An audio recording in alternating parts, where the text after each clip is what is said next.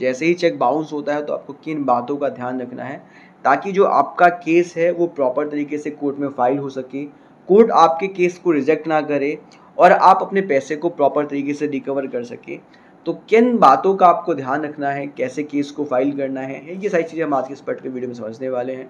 Stay tuned through the video so that you could have a very basic understanding on this situation. देखो basically क्या होता है, सबसे पहले ये समझो कि जैसे ही आपका चेक बाउंस होता है तो जो आपका बैंक है जिसमें चेक को डाला गया था वो एक चेक रिटर्न मीमो जनरेट करता है। इस चेक रिटर्न मीमो से ही सारा खेल स्टार्ट होता है।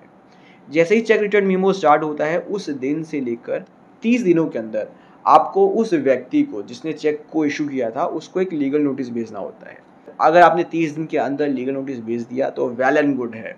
और जैसे ही आपने लीगल नोटिस भेजा और उस व्यक्ति के पास लीगल नोटिस पहुंच गया कि भाई आपका जो चेक है वो बाउंस हो चुका है, आपसे पैसे लेने थे, आप प्लीज़ मुझे पैसे दे दीजिए। तो जैसे ही ये लीगल नोटिस उसके पास पहुंचता है उस व्यक्ति के पास फिर नेक्स्ट 15 दिन का टाइम पीरियड होता है आपके पैसे को रिटर्न करने का। वो किसी भी माध्यम से आपके पैसे रिटर्न कर सकता है। लेकिन सिचुएशन कभी कभी ऐसी भी हो सकती है कि जिस व्यक्ति को लीगल नोटिस भेजा है वो रिस्पॉन्ड ही ना करे, वो आपको जो है कोई आंसर ना दे कि वो पैसे देगा या नहीं देगा। तो आपको बेसिकली यहाँ पर 15 दिन का वेट करना होता है कि वो पैसे दे आपको या कुछ ऐसा रिस्पॉन्स दे आपको जिसके बेसिस पर आप जो है श्योर हो जाएं कि आपको पैसे मिलेंगे। अगर वह व्यक्ति 15 दिन के अंदर आपको पैसे नहीं दे रहा है या आपको कोई सेटिस्फैक्ट्री आंसर नहीं दे रहा है तो फिर उसके बाद जैसे ही 15 दिन खत्म होंगे, फॉर एग्जाम्पल आपने उसको लीगल नोटिस भेजा और महीने के 10 तारीख को उसको लीगल नोटिस मिल गया, तो 10 से लेकर 15 दिन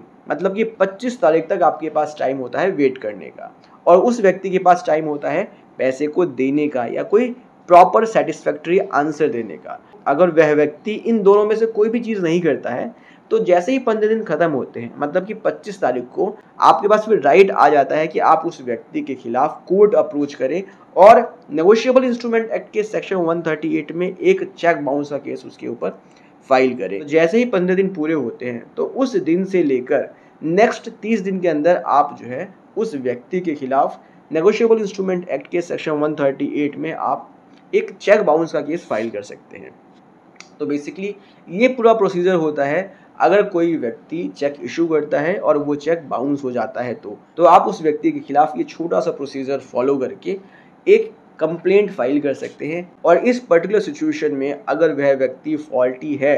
अगर उसने मेलाफाइड इंटेंशन से चेक इशू किया था और वो चेक बाउंस हो गया तो फिर कोर्ट जो है उस व्यक्ति से वो पैसे रिकवर करवाने में आपकी हेल्प करती है और उस व्यक्ति पर डबल अमाउंट का जुर्माना भी हो सकता है और 2 साल की मैक्सिमम सज़ा भी हो सकती है, बशर्ते आपको पूरा प्रोसीजर फॉलो करना होगा। तो हमेशा ध्यान रखो जैसे ही चेक बाउंस होता है तो जिस दिन चेक बाउंस हुआ, जिस दिन वो रिटर्निंग मीमो जनरेट हुआ, उसी दिन से आपको 30 दिन के अंदर लीगल नोटिस भेजना है और लीगल नोटिस भेजने के बाद फिर आपको नेक्स्ट 15 दिन वेट करना है। और अगर आपको सेटिस्फैक्ट्री आंसर नहीं मिलता है या आपके पैसे वापस नहीं मिलते हैं तो आपको नेक्स्ट